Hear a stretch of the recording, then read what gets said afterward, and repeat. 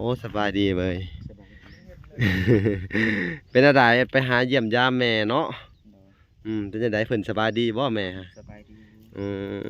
เพิ่นฮู้อยู่บ่ซุมอ้ายมาช่วยเจ้าเป็นจังซี่เพิ่นก็ฮู้อยู่บ่ฮู้อยู่บ่ผู้ยื้อเราก็เห็นอยู่นั่นเองครับโอ้แล้วเราเห็นหันบ่จังหวะอันโทรมาหาเจ้าบ่บัดนี้โดยแม่นบ่แล้วก็ว่าอันอันซุมอ้ายมาช่วยเพิ่นก็ฮู้อยู่ดอกเนาะโดยก็ดีแหละเนาะเพิ่นบ่ได้ว่าใดๆแล้วว่าเนาะ บ่เพิ่นบ่ได้อยากมาอยู่พี่บ่วะบ่ยังมาอยู่นำเจ้าบ่เพิ่นมีงานมีการใดๆเพิ่นเฮ็ดงานอิหยังบ่ให้ฟังดูบ่ได้เฮ็ดงานเราหาอยู่หากินแบบใดเราบ่ได้ทุกข์หรอวะก็ทุกข์อยู่ทุกข์อยู่เนาะอืก็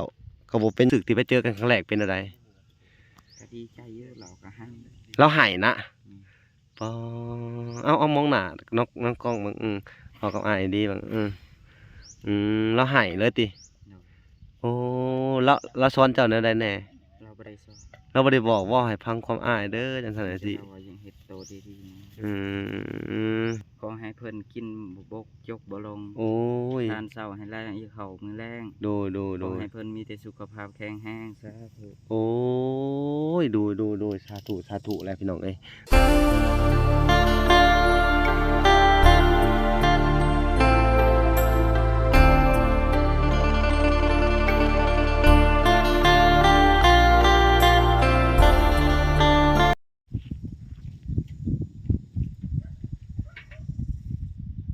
โอเคเนาะทุกคนเนาะกราบสบายดีพ่อแม่พี่น้องเบิดสู่ขู่สู่คนเนาะก็ยินดีเข้าสู่ช่อง YouTube บ่าวหลาสายบุญคุณธรรมคือเก่าเส้นเดิมเนาะทุกคนทักทายสบายดี FC ทางฝั่งไทยและ FC ทางฝั่งลาวและ FC ทางต่างประเทศนำเด้อพี่น้องเอ้ยเนาะสบายดีพ่อแม่ๆทั้งเมืองนอกเมืองนาพี่น้องเอ้ยเนาะที่รับชมบ่าวหลาอยู่มื้อนี้ก็มาอัปเดตอันบ่าวอาเบยพี่น้องเอ้ยเฮาก็อยู่ในบ้านในเฮือนเพิ่นแล้วเนาะก็เพิ่นก็ได้กลับมาเนาะพี่น้องเนาะกลับมาแล้วเนาะหลังจากที่ว่าไปเยี่ยมไปยามแม่ว่าสิเป็นจังไดพี่น้องเอ้ยเนาะไปเบิ่งไปสอบถามเพิ่นเบิ่งเนาะว่าสิเป็นจังไดพี่น้องเอ้ยโอเคตัดภาพมาอยู่ที่อาเบยเนาะโอ้สบายดีเบย สบายดี เป็นอะไรไปหาเยี่ยมยามแม่เนาะโดยเป็นจังไดเพิ่นสบายดีบ่แม่ฮะสบายดีอืเพิ่นฮู้อยู่บ่ซุมอ้ายมาช่วยเจ้าเป็นจังซี่เพิ่นก็ฮู้อยู่บ่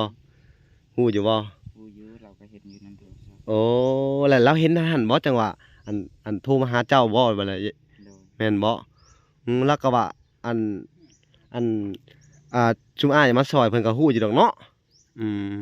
โดยก็ดีแหละเนาะเพิ่นบ่ได้ว่าใดๆแล้วว่าเนาะ บ่เพิ่นบ่ได้อยากมาอยู่พี่บ่วะบ่ยังมาอยู่นำเจ้าบ่เพิ่นมีงานมีการใดๆเพิ่นเฮ็ดงานอิหยังบ่ให้ฟังดูบ่ได้เฮ็ดงานเราหาอยู่หากินแบบใดเราบ่ได้ทุกข์หรอวะก็ทุกข์อยู่ทุกข์อยู่เนาะโดยอ๋ก็ก็บ่เป็นหยังดอกเพิ่นอยู่กับแฟนใหม่เพิ่นบ่หรือแนวใดอืมโอ้เพิ่นนั่นน่ะเนาะทุกคนเพิ่นอาจจะอยู่กับแฟนใหม่เพิ่นเนาะแล้วก็แบบไปหาลูกหาเต้าโทรหาลูกหาเต้าก็ดีอยู่เนาะโดยเห็นความรู้สึกที่ไปเจอกันครั้งแรกเป็นจั่งใดก็ดีใจเยอะเราก็ให้เราให้นะอืมปอเอามองหน้านอกกล้องเบิ่งเอากับอ้ายดีเบิ่งเราให้เลยติโดยโอ้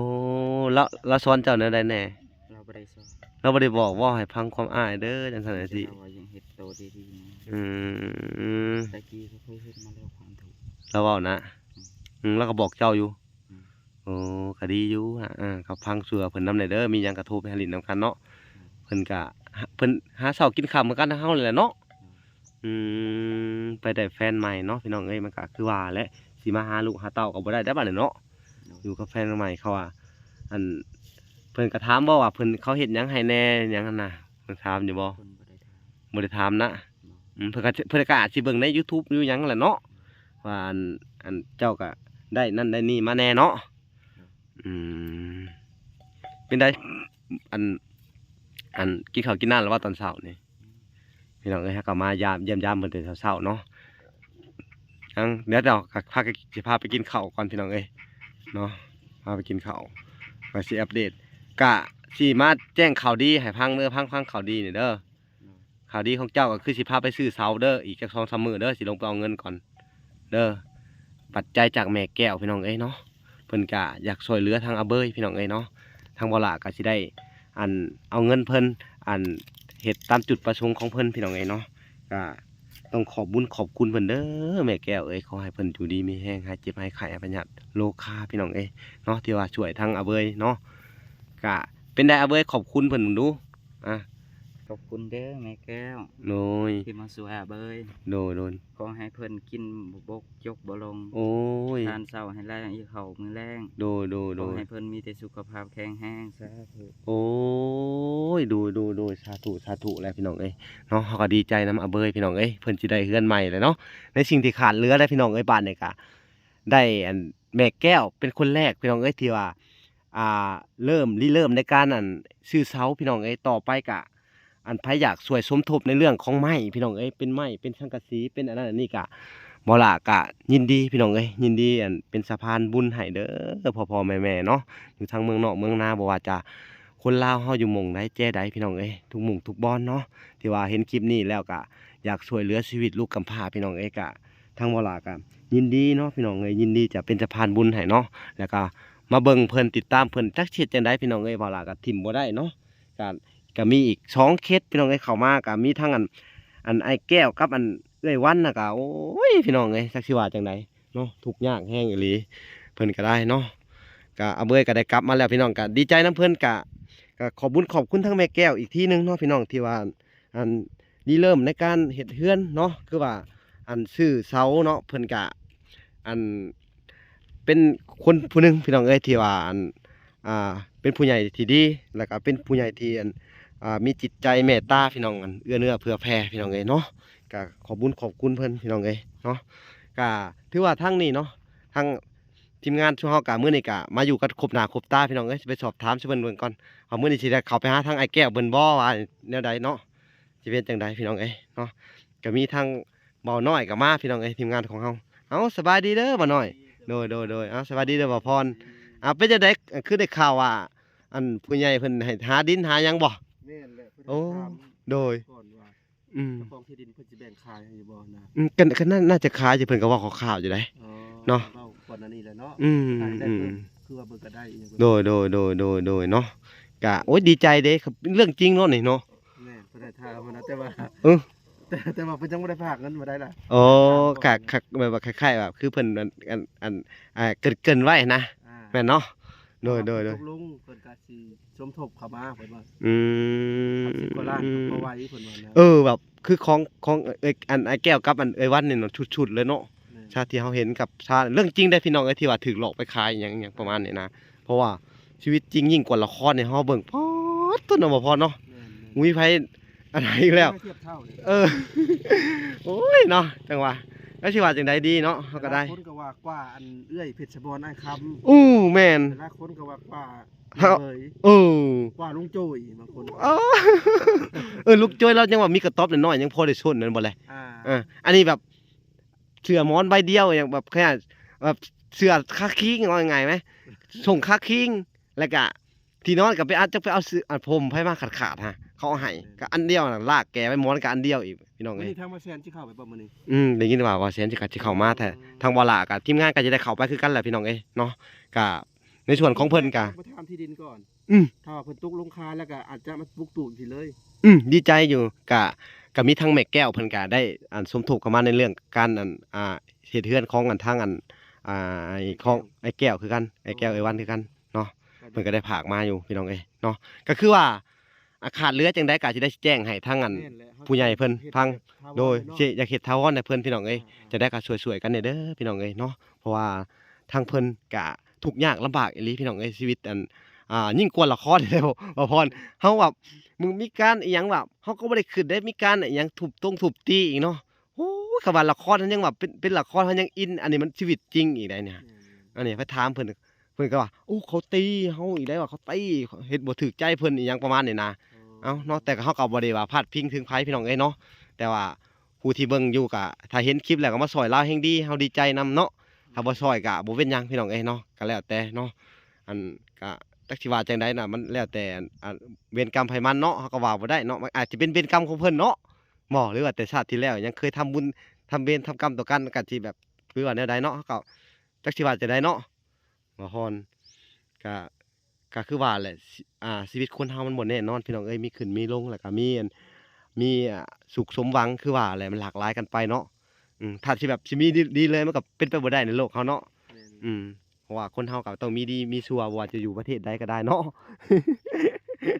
เอ้าฉะนั้นเพิ่นอันแบบว่ารังสรรค์มาถึกแล้วโลกเฮานี่แม่นบ่ถ้าว่าให้ดีไปหมดเลยมันก็สิบ่มีคนทำมาหากินแล้วมีแต่สิ่งดีๆเลยแม่นบ่แหละ แม่นแหละ อืมเพราะว่ามันก็ถ้าเกิดว่ามีคนรวยเบิดเลยมันก็สิบ่มีไผทำมาหากินในบัดนี้มันสิรวยไปเบิดเลยแม่นบ่แหละ มันโลกมันก็ดำเนินการไปบ่ได้ได แม่น มันบ่มีผู้ออกแรงงานเด้ บ่แม่นถูกต้องบ่ มีแต่คนรวยแล้วเงินมันก็เป็นเศษกระดาษ แล้วเงินมันเป็นเกษตรด่านมันเพิ่นแต่งเพิ่นแต่งมาถึกแล้วแมันบ่แหละ แม่นเลย มีทั้งคนถูกข์คนจนมีทั้งคนร่ำคนรวย บ่ได้เด้อบ่ได้ สมบูรณ์บ่ได้เนาะแม่นเพิ่นก็รังสรรค์มาถูกต้องอะไร แม่น เนาะแม่นพี่น้องเอ้ยเนาะก็เอ้าจังได๋ก็พี่น้องเอ้ยไปติดตามได้รับชมกันทางเคสของอ้ายแก้วกับเอ้ยวันนี่ก็อุ้ยหนักหนาเอาการอันนี้พี่น้องเอ้ยขนาดเป็นไข่กันนะว่าเป็นเบิดครอบครัวพ่อพรก็เลยว่าโอ้ยก็ต้องขอบุญขอบคุณทางแม่ตู้เพิ่นพี่น้องเอ้ยที่มองเห็นทางโอกาสยังว่าติดเงินไว้หาวาระได้จังว่าอู้ได้พาเพิ่นไปรักษาน่ะก็โอ้โหจังว่าโล่งใจแน่พี่น้องเอ้ยเนาะก็ยังว่าเป็นบุญกุศลของแม่ตู้อีหลีพี่น้องเอ้ยก็ต้องขอบุญขอบคุณเพิ่นเด้อทางแม่ตู้เฮาก็ได้เนาะที่บ่ปะบ่ทิ่มคนทุกข์คนยากพี่น้องเอ้ยก็ขอให้เพิ่นจงมีอยู่ดีมีแรงหายเจ็บหายไข้หายพยาธิโรคค่าพี่น้องเอ้ยเนาะก็เฮาก็เว้าง่ายคือทางวาระก็ต้องขอบุญขอบคุณเพิ่นที่ว่าไว้ใจแล้วก็ฝากเงินไว้ให้ทางเฮาเนาะยังได้ช่วยเหลือคนหั้นนะพี่น้องเอ้ยเนาะเฮาก็ต้องขอบุญขอบคุณเพิ่นพี่น้องโอ้ยคือแม่ตู้เพิ่นเป็นผู้พระเวทอะลีได้บ่ย่าแม่ตู้เฮาอะเป็นพระเวทอะลีได้พระเวทสันดรเลย เพิ่นคล้ายๆแบบเพิ่น อืม ส่งเงินมาไว้แล้วเนาะแบบว่า เพิ่นเคยก็เว้าในเพิ่นก็เว้าเลยว่าถ้ามีคนใดที่แบบไปซอยเนาะ ทุกข์ยากแฮงอะบ่ต้องถามแม่เด้อลูกเพิ่นว่าให้ซื้อให้เขาโลดเด้อเพิ่นว่าหั่นน่ะโอ้ยเฮาได้ยินเฮาก็จัดไปแล้วเนาะเฮาก็ซื้อให้เพิ่นโลดได้พี่น้องเอ้ยเนาะก็ต้องขอบุญขอบคุณเพิ่นพี่น้องเอ้ยเนาะความดีความงามนี่ก็เป็นของแม่ตู้เด้อเงินคำที่ได้ช่วยเหลือก็ขอให้แม่ตู้ได้รับบุญกุศลเนาะหรือได้รับอีหยังเต็มๆเลยเด้อเนาะพี่น้องเอ้ยเอ้าก็เบิ่งพี่น้องอัปเดตเรื่องราวของอาเบยพี่น้องเอ้ยจะกลับมาบ้านมาซ่องแหละเนาะก็เบิ่งนํกันพี่น้องว่าสิเป็นจังไดต่อไปก็ติดตามกันต่อไปพี่น้องเอ้ยตอนนี้เขาก็อยู่ในเฮือนในศาลเพิ่นก็คือนั่นแหละคือเว้าหลาเว้าน่ะเนาะก็ดีใจนํเพิ่นมื้อนี้ก็มาแสดงความดีใจพี่น้องเอ้ยแล้วเพิ่นก็สิได้เสาแล้วแหละพี่น้องเอ้ยได้เสากับแต่ก็ยังขาดไม้ขาดอันหยังนั่นแหละพี่น้องเอ้ยไผอยากสมทบเข้ามาในเรื่องไม้เรื่องอันหยังก็สังกะสอกสังกะสีเครื่องมือต่างๆพี่น้องเอ้ยก็ยินดีพี่น้องเอ้ยก็มาล่ะก็สิได้เป็นสื่อกลางให้เนาะแล้วก็เป็นสะพานบุญให้พี่น้องเอ้ยเนาะถ้าเกิดว่ามีผู้ใดอยากช่วยเอาบุญเอาทานก็ยินดีเด้อพี่น้องเอ้ยเนาะจักสิว่าจังไดเนาะอาเบยก็ทุกข์อีหลีพี่น้องเอ้ยนอนในต้นไม้ต้นตอกพี่น้องเนาะคือเห็นคลิปแล้วบ่หลาแหละเป็นเบื้องต้นพี่น้องจักสิว่าจังไดบ่หลาก็สิพยายามทำให้ดีที่สุดพี่น้องเอ้ยส่ำที่ทำได้ถ้าเพิ่นบ่ได้ก็บ่เป็นหยังพี่น้องเอ้ยอย่าห้าอย่าเครียดกันเด้อพี่น้องเอ้ยเพราะว่าอาเบยก็อาจสิบ่มีบุญถ้าเพิ่นบ่ได้เฮือนได้ชานก็ได้จักสิว่าจังไดเนาะก็จักสิว่าจังไดพี่น้องเอ้ยเนาะก็เบิ่งไปเรื่อยๆว่าสิเป็นจังไดต่อไปพี่น้องเอ้ยอันนี้ก็คือหน้าบ้านเพิ่นพี่น้องเอ้ยก็คือในส่วนของไผก็ทั้งสาวบุญเพิ่นก็ว่าสิได้เข้ามาเบิ่งน้องเพิ่นอยู่บ่ฮู้ว่าเป็นจังไดเนาะเฮาก็ยังบ่ได้โทรถามเพิ่นพี่น้องเอ้ยเนาะก็อาเบยมาแล้วก็เพิ่นสิเข้ามาบ่หรือจังไดก็ยังบ่ฮู้เนาะพี่น้องเอ้ยในส่วนของสาวบุญก็ได้พี่น้องเอ้ยเนาะก็เรื่องของไผก็เพิ่นก็ได้เว้าคร่าวๆก็แล้วแหละแต่บ่เฮาบ่ฮู้สิเพิ่นเว้าหยังกันพี่น้องเอ้ยก็แล้วแต่เพิ่นพี่น้องเอ้ยมันเป็นในส่วนของเพิ่นพี่น้องเอ้ยถ้าเพิ่นมาก็โอเคมาสอบถามเบิ่งว่าเข้ามื้อใดบ่เฮ็ดดำเนินการมื้อใดก็แล้วแต่เพิ่นพี่น้องเอ้ยเพราะว่าเฮาเพิ่นผู้ใหญ่ทั้งเพิ่นก็ได้ลมกับเพิ่นเนาะพี่น้องเอ้ยเนาะเอาจังได๋ก็อย่าพี่น้องเอ้ยมื้อนี้บ่ล่ะก็สิได้เข้าไปหาทางครอบครัวนั่นแหละพี่น้องเอ้ยบ่ฮู้ว่าไปกินอยู่จังได๋ตอนนี้เมื่อวานนี่ก็ได้ซื้อปลากระป๋องอิหยังไปให้แล้วพี่น้องเอ้ยเนาะก็ได้มอบสิ่งของบรรเทาทุกข์ให้เพิ่นเป็นเบื้องต้นแล้วก็หลายอย่างอยู่พี่น้องเอ้ยเนาะก็ต้องขอบบุญขอบคุณทั้งผู้ใหญ่ใจดีทุกท่านเนาะที่ออกชื่อแน่บ่ได้ออกชื่อแน่ก็ต้องขอโทษขออภัยนำเด้อพี่น้องเอ้ยเนาะเพราะว่าผู้ใหญ่ใจดีทุกท่านเพิ่นก็ ช่วยมาอันหลายคนเนาะพี่น้องก็อาจสิได้เว้าถึงแหน่ก็บ่ได้ถึงแหน่ก็บางครั้งบางคราวก็พี่น้องก็ต้องขอโทษขออภัยนํพี่น้องเนาะทางบ่ล่ะก็ต้องบ่มีหยังที่ตอบบุญแทนคุณเพิ่นพี่น้องเนาะก็มีแต่คำอวยพรอวยชัยให้ทุกๆท่านเนาะและทุกๆคนจงมีแต่ความสุขความเจริญพี่น้องความเจ็บอย่าได้ความไข้อย่ามีเนาะก็มีแต่ว่าให้ทุกๆท่านติดตามสู่เฮาไปเนาะว่าเพิ่นสิเป็นจังได๋แหน่ชีวิตเพิ่นสิได้อิหยังแหน่นะเฮาก็บ่ฮู้เนาะพี่น้องก็มีแต่ว่าเบิ่งกันไปเรื่อยๆเนาะเอาพี่น้องคลิปนี้ก็บ่ล่ะก็ยังบ่ทันกินข้าวกินน้ำเดี๋ยวสิไปหากินข้าวกินน้ำก็สิได้แวะเข้าไปหาเพิ่นเบิ่นก่อนพี่น้องเนาะโอเคเฮาก็สิได้ไปหาเพิ่นเยี่ยมยามทั้งไอ้แก้วแล้วก็วันต่อพี่น้องโอเคคลิปนี้ก็สิได้จบแต่เพียงเท่านี้ก่อนพอกันใหม่คลิปหน้าเด้อพี่น้องบ๊ายบาย